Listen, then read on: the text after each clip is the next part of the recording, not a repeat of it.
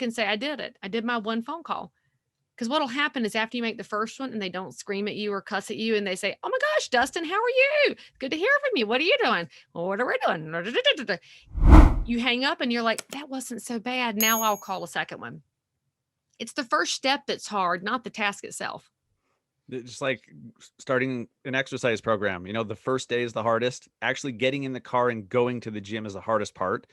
And the next day it's a little bit easier.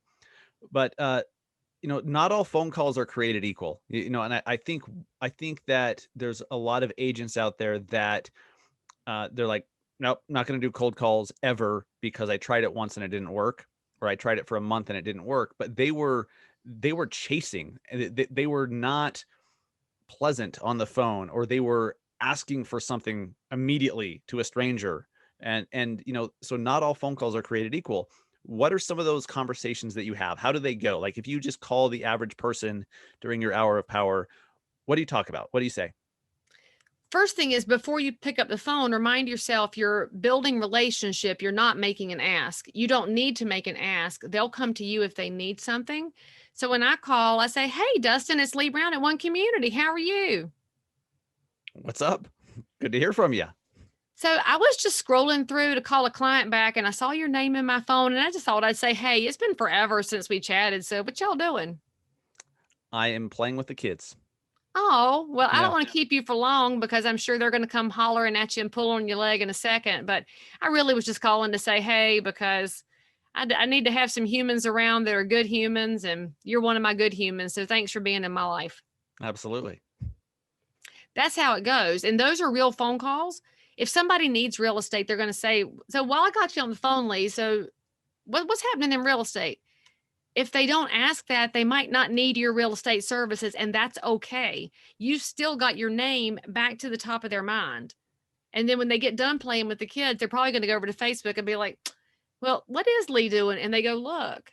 Well, then you have to ask yourself what they're finding, because your social media has to be a complementary strategy to your phone calls. It's not going to replace them, but your phone calls also won't replace the fact that you have to have a social strategy, because the person you talk to is going to go stalk you online. That's today's practice. So if you go to my Facebook page, what are you going to see? You're going to see a little bit of real estate. You'll see a little bit of my hymn sings on Sunday. You'll see my cooking show. You'll see my dad. You'll see the kids.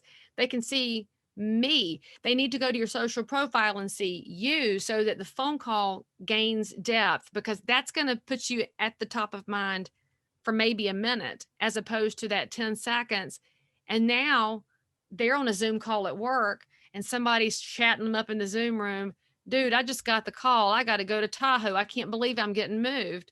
And you can respond back and say, oh, for real? Can't believe y'all are leaving. But you know what? I just talked to my realtor. You should call her.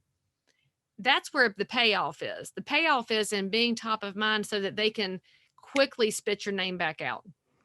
I think there's so many agents out there that just think that all their friends, all their contacts know what they do for a living.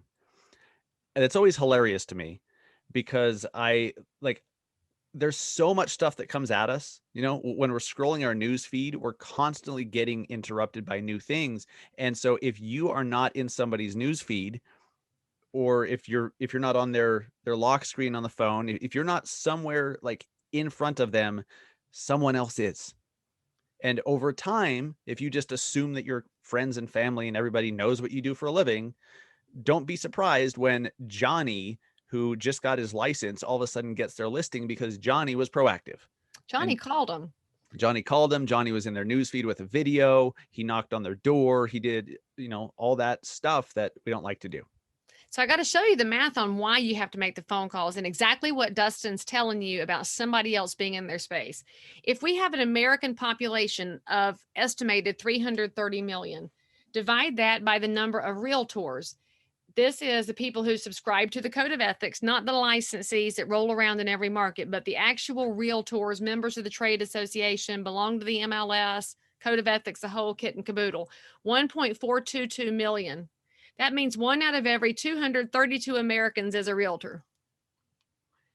That's why you have to call them and be in front of them on social and be really relatable and actionable, because Most of y'all have a Facebook world of 1,000 people on average, which means you've got at least a few realtors in there. So if you're not calling them, Dustin already told you, and I'll back him up. Somebody else is. And we'll tell you, as practicing realtors, the time your stomach hurts the most is if you're driving by your friend's house and Mm. you see a yard sign and you're like, oh, they didn't call me. They didn't call you because they forgot about you, friend. And then you also can't react on social media and say, those people are not loyal and they use somebody else and they're dead to me. Nope, nope, nope. It's on you, not on them. It's not on them. It's 100% on us. And we take it personally. And look, I get it. It's happened to all of us. It stings.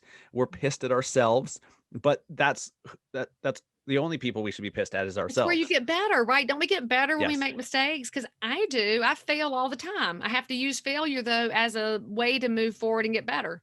Yeah. And it's a great kick in the teeth to remind you that you should probably be more proactive and make damn sure that you are reaching out to your contacts regularly. And if you have been, maybe it needs to be more often.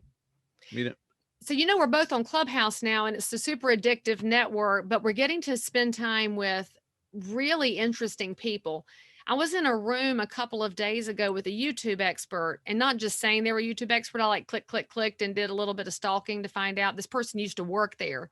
And oh she wow. made the comment that we used to have 8 touch points before we could get somebody to move forward with a purchase. It's now at 22. And that knocked me back on my heels because I said, I've got to rework my strategy for the number of times that my different methodologies get in front of somebody.